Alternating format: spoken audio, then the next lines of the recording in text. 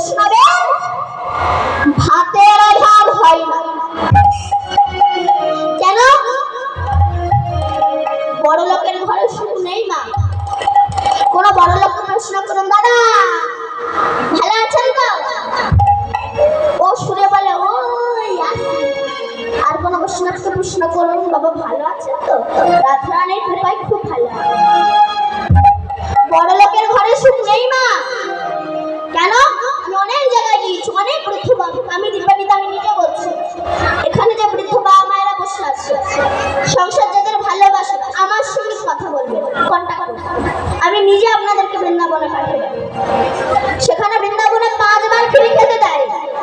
আমি অনেক জায়গায় গিয়েছি, অনেক বৃদ্ধ বাবা মায়েরা বলেছে যে মা দীপান্বিতা সংসার ভালোবাসে না, ছেলে বৌমা ভাত। আমি প্রত্যেকে বলেছিলাম চলো আমার সঙ্গে বৃন্দাবনে। রাধা কুণ্ডের দিনে 5 বার ফ্রি খেতে দেয়।